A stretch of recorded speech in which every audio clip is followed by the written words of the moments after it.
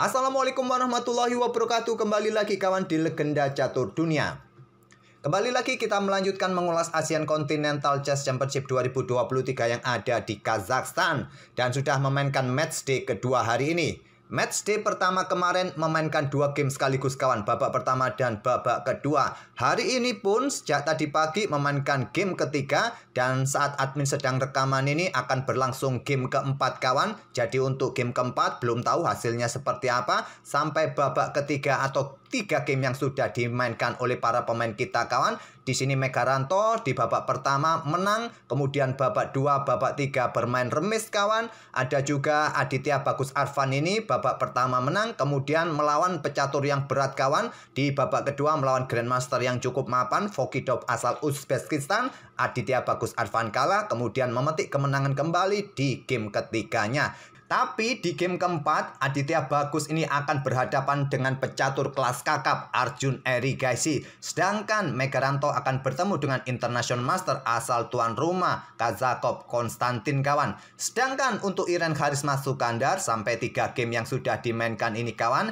Iren pada game pertama kemarin kalah kawan, kemudian game kedua bermain remis melawan Women Kandidat Master dan menang pada game ketiga menghadapi pecatur non gelar kawan. Dan untuk game yang akan kita ulas ini saya ambil permainan Grandmaster Susanto Megaranto pada game ketiganya menghadapi pemain atau sesama Grandmaster yaitu Enamul Hussein. Langsung saja kita ke permainan.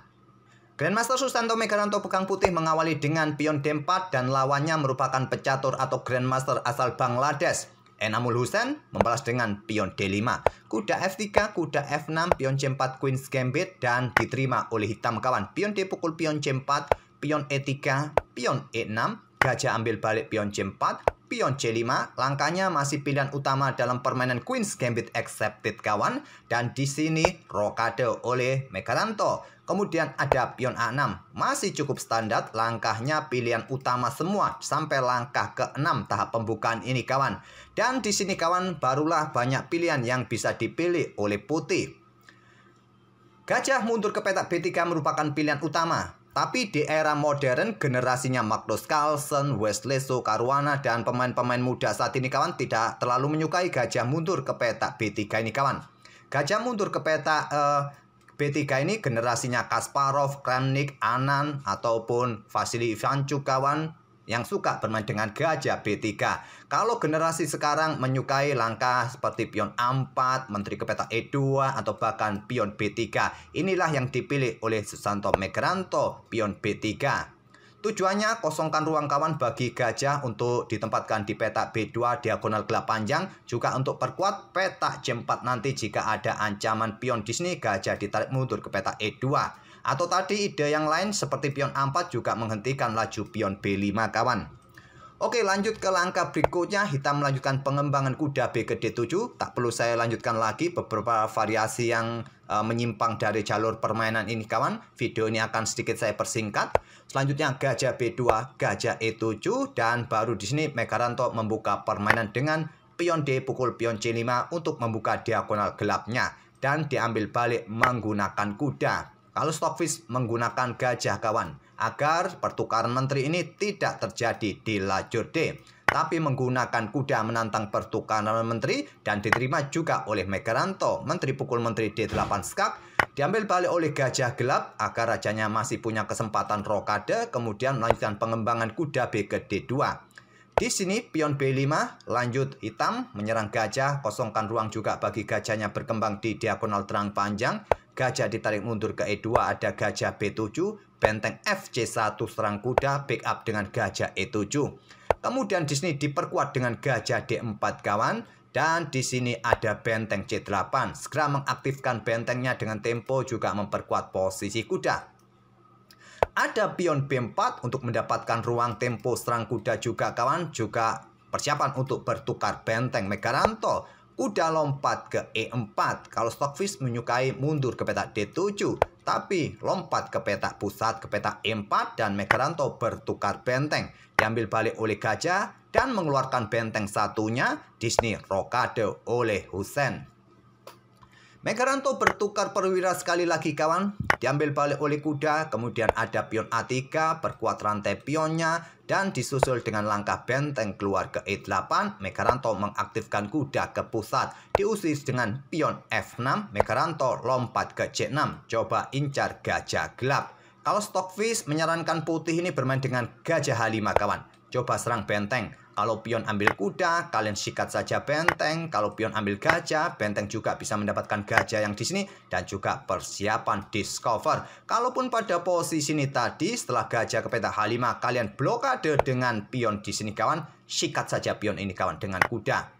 Dan Stockfish melanjutkan gajah bergerak ke peta D7 kawan, tidak akan berani ambil pion ini. Maksudnya tidak akan berani ambil kuda ini. Kalau diambil balik menggunakan pion, jelas ada double attack. Kalian punya gantinya dan untung 2 pion tadi kawan.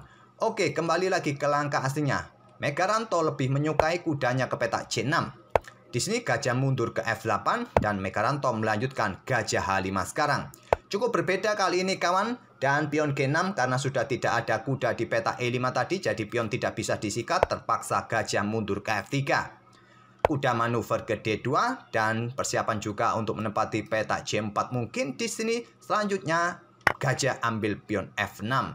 Tapi kuda lompat ambil gajah merusak struktur pion, tak ada masalah bagi Megaranto. Untuk sementara Megaranto untung 1 pion. Gajah B7 serang kuda. Kuda lompat ke peta D8. Kalau Stockfish menyukai kuda ini ke pusat kawan untuk menjaga pion juga dari ancaman gajah ini. Tapi ide kuda lompat ke peta D8 juga sangat bagus dari Megaranto untuk melumpuhkan perwira-perwira hitam ini kawan. Agar benteng tidak keluar, coba lihat posisinya sudah terkunci oleh gajah. Dan juga posisi raja pun tidak bisa mendekati gajah. Selanjutnya benteng akan menusuk baris ke-7 kawan. Itulah ide dari Megaranto. Gajah hitam ambil pion F3, ada benteng C7, dan pion E5 didorong untuk memberikan ruang kawan, didorong sekali lagi untuk mengunci posisi gajah, tapi tetap kawan ruang-ruang ini masih dikuasai oleh putih nanti. Dengan gajah di petak gelap, dengan kuda di petak-petak terang ini kawan, selanjutnya pion H3, memberikan ruang bagi raja untuk segera naik. Gajah D5, dan di sini benteng bergeser, ancam pion, ingin rebut pion terlebih dahulu. Pion E4 dan dilanjut dengan raja naik terlebih dahulu ke G2. Gajah H6 kawan. Persiapan bentengnya digeser untuk coba usir gajah nanti. Dilanjut dengan benteng ambil pion A6. Kembali Megaranto untung atau unggul 1 pion. Dibalas gajah G7 menantang pertukaran. Diterima oleh Megaranto. Dan hitam memilih benteng ambil kuda. Kenapa tidak ambil gajah saja yang terlihat sangat mengganggu di area-area gelap ini kawan? Karena di sini benteng akan coba lindungi kudanya terlebih dahulu. Tempo ancam gajah, tempo yang akan didapat oleh putih di sini. Dan mungkin di sini benteng naik ke peta E5 atau gajah ke peta C4. Kalian bisa bermain dengan pion H4 atau raja juga bisa segera naik juga ke peta G3. Kembali lagi ke langkah aslinya, jadi memilih benteng ambil kuda agar juga bentengnya aktif, menusuk nanti ke baris kedua, gajah siap memberikan jalan kawan, dan Megaranto di sini benteng A7, lindungi gajahnya. Gajah bergerak mundur ke E6, mencoba menghadang pergerakan benteng mungkin menantang pertukaran sehingga nanti tersisa gajah terang versus gajah gelap. Walaupun putih unggul 1 pion, masih ada potensi remis. Benteng E7 ancam gajah, dan di sini gajah ke F5. Mencari posisi yang sangat terbuka merupakan pilihan atau opsi yang lebih bagus kawan, yaitu bergerak mungkin ke peta B3 ataupun bergerak ke peta C4 kawan, merupakan pilihan bagi gajah yang bagus, memiliki diagonal yang banyak yang terbuka. Tapi berkoneksi dengan para pionnya ini, di diagonal ini jelas saja Stockfish tidak menyukai juga. Dan Megaranto melanjutkan gajah H6, di sini benteng D7 menantang pertukaran. Tidak melakukan skak, percuma juga raja bisa naik kawan. Melakukan pergerakan benteng E5. Benteng B7 melindungi pion. Raja putih mulai naik, raja hitam juga naik. Dan Megaranto mendorong pion H4-nya untuk mencegah pergerakan pion hitam didorong maju. Agar tidak mengganggu rajanya nanti kalau ke peta F4. Dan di sini benteng bergeser ke A7, rebut pion di sini, serahkan pion yang di sini kawan. Tapi memilih raja naik ke peta F6. Raja putih F4 backup benteng. Raja hitam mondar-mandir ke F7 dan benteng C5 lanjut Megaranto, langkah cantik kawan. Kemudian raja naik ke peta E6. Di sini pion H5 bisa diadu kawan.